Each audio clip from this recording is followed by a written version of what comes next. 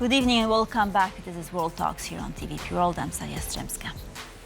Russia launched more than 200 missiles and drones at Ukraine's energy grid overnight, killing 7 people in its largest-scale attack in months. New York Times has reported, following the attack, that President Biden has authorized for the first time the use of US-supplied long-range missiles by Ukraine for strikes inside Russia. To discuss this latest development, I am joined here by Bohdan, Nahaylo, Editor-in-Chief, Kyiv Post. Good evening, sir. Delighted to have you with us. Much appreciated. Good evening. Good to see you again. So let me start with this latest development. With 2 months left in office, the president for the first time authorized the Ukrainian military to use the system known as ATACMS to help defend its forces in the Kursk region of Russia, right? This is exactly what these missiles are supposed to be used for. So is it a huge development, or are we sort of blowing it out of proportion? No, it's better late than never. It's come very late in the day. And I think, the shock that despite talk of movement towards peace, especially now that we have we have a president-elect Trump in Washington, and the fact that various sides, various spokespersons, the leaders like Scholz, for example, phoning Putin this week, this has put pressure on Zelensky and on Biden. Zelensky has been desperately calling for the lifting of this ban on the use of long-range, not only American missiles, but missiles, weapons with American components that other European countries have. And I think the message has got through to Biden as a result of this pressure. But remember, Biden is also under pressure to go out of history, not as a failure. And he is hearing a lot in the media from his own people that you've really left the side down. You've been very soft. You should have helped the Ukrainians decisively move towards victory, not simply to contain the Russians. And perhaps that penny has dropped as all the speculation has focused on what will the Trump team do? Will they be tougher? Will they force the Russians to come to the table and accept harsher terms than they were prepared to under Biden? So, it's very positive that this has happened, but it's happened extremely late in the day, and Ukraine continues to pay a very high price for this indecision, for not closing the skies for 1,000 days. Right, Bohdan, but isn't this caveat to help defend its forces in the Kursk region of Russia important? Because it seems that it's a very limited use of these long-range weapons.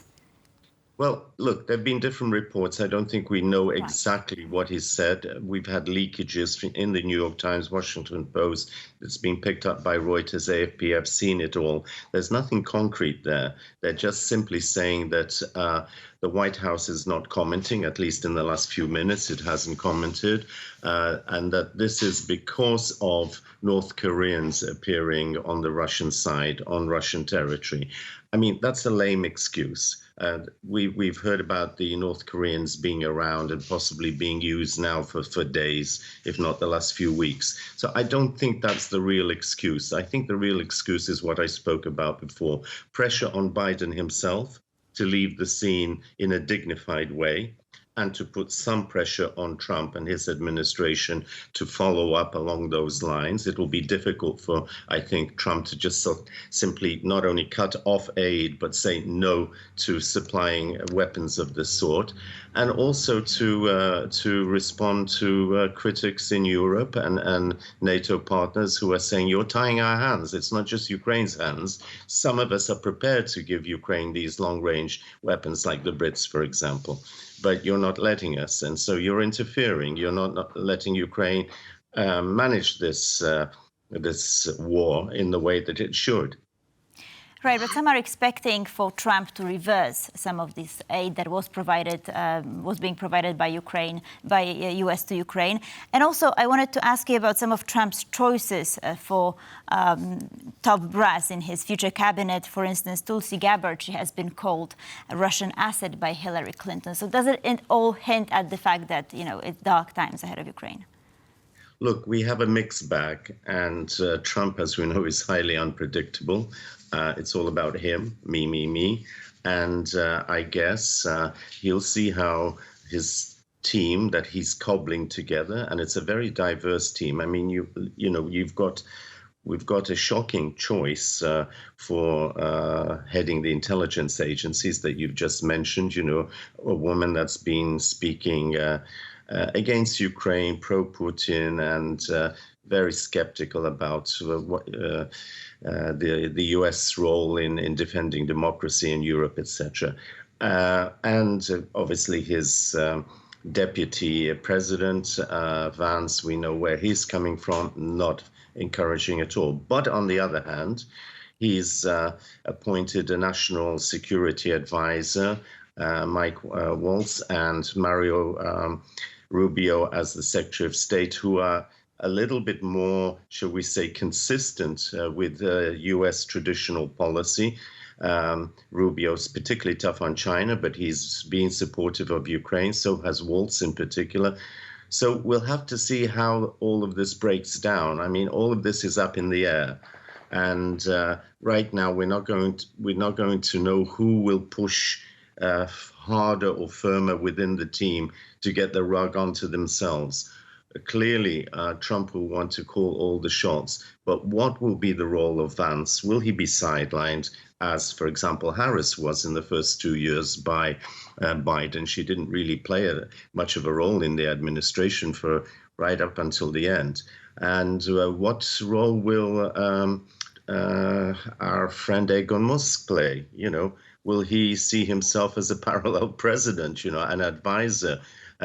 Will Trump put up with this? So there are many questions that remain to be answered, but it's good that Biden, with the few weeks that remain, has at least made a move, and that is going to at least set the tone or alter the tone over Christmas, over the New Year, at this very difficult time when the Russians are clearly stepping up their attacks, trying to not only terrorize the Ukrainian population, but to bring it down to its knees by, you know, reducing the energy supplies, electricity, heating, internet, or whatever.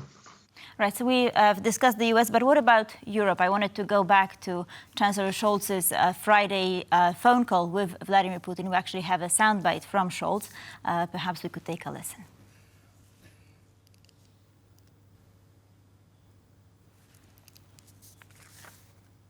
Or perhaps we'll do... In this regard, I also held talks with the Russian president, as announced a long time ago. This was important in order to tell him that he should not count on the support of Germany, Europe, and many others in the world for Ukraine to decrease, but that it is also now up to him to ensure that the war comes to an end, also by ending it, by withdrawing troops from his side.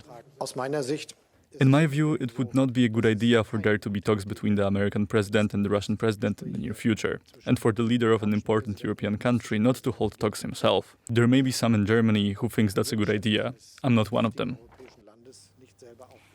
So some argue that Putin has responded with this recent attack. Do you think it's somehow related? Yes, look, it's a sign of weakness. Scholz thinks he took the initiative, but Scholz is really playing to his home audience. He's got a crisis at home. He's got elections coming up. He wants to be seen as not just a wimp and, somebody that got it wrong. So at the last minute, he's also trying to assert himself on the international scene again. The bad thing is that he didn't do it in a coordinated way. He didn't do it, with the blessing of Kyiv. He was talking about Ukraine. He didn't, it seems, really coordinated with other partners, though there was damage control attempts afterwards where others were brought in to say, yes, we knew about the phone call that was going to be made. But for Putin, it's important to see a united front, a united Western front, not individual leaders speaking out of turn, because of their own domestic, shall we say, advantages that they can gain from doing such a thing. And so it wasn't a smart move at this particular point. You look at the way that even Trump has handled it. The American press has reported that he had a chat on the telephone, a preliminary chat with Putin. The Russians have denied it. Clearly, if there was such a talk, it didn't go particularly well, and the Russians didn't want to get into substance. But nor has Trump played it up. But yet, Scholz has. He has other interests. He has his own future to think about, not necessarily the future of Europe or Ukraine or Poland, for that matter. Right, and there was one person privy to that alleged phone call you've mentioned between Trump and Putin. That was Elon Musk. You've already also hinted at this possible role that he could play. What do you think it could be? Could we elaborate on that a little bit more? Well, he's the richest man in the world. He is very full of himself. The two, Trump and he, like each other because of that. They have the same kind of approach to life and to the world and to others around themselves. So I think it's been a very good partnership for Trump up till now. But whether the two egos will manage to coexist and to complement one another and to create a synergy as opposed to a conflict over egos remains to be seen. Early days, remember, Trump hasn't been sworn in yet. A lot could happen in the next month as some of the talks with people, the appointees, continue, and as their views are heard, and as policy begins to be formulated, because whatever Trump will want, the line that he'll want at the end of the day, he will need all of his advisors, consultants, heads of agencies to actually say, this is possible, this is not possible, we're committed to this, we don't have money for that. And it's not just plain sailing. You know, you can be president of the US, as we've seen, but it doesn't mean that you do exactly what you want. Right, and speaking of sort of unified response from Europe that you said will be important, there's this meeting happening in Warsaw next week. So do you think that something concrete will be agreed during that meeting? And what kind of actions would Ukraine expect? I don't think that Ukraine is particularly optimistic at this stage that it's going to get anything more. I think that, you know, as we've said, it's a good sign that Biden has finally, at the last minute, at the 11th hour, given his okay for Ukrainians to use these long-range missiles with U.S. components or made fully in the U.S. I think confirmation of that and the extension of that right that to other European countries to allow their weapons with American components to be used by the Ukrainians will be probably as much as we can expect to see.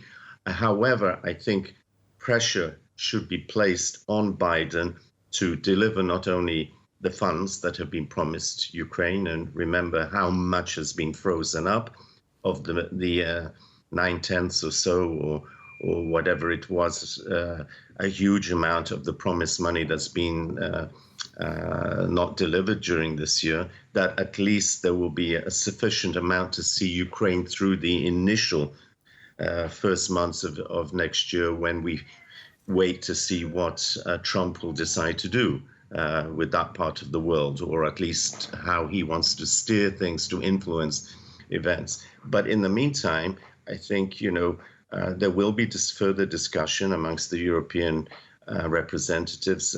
How are we going to get our own act together? There's so much uncertainty. The initial signals from Trump are not promising, are not helpful. What do we do in the meantime? As we've mentioned, Germany is shaking politically. It could be that the opposition might be better placed and more convenient. It might be more convenient even for some of the European partners to have a different government. We don't know. Macron is saying the right things, but will he deliver too? Britain is saying the right things, but will they coalesce and get their act together? Lots of uncertainty indeed. Bohdan Nahaylo, Editor-in-Chief, Kyiv Post, thank you so much for your thoughts on this topic. Much appreciated. Thank you very much. And thank you for watching World Talks. Please stay tuned for more here on TVP World.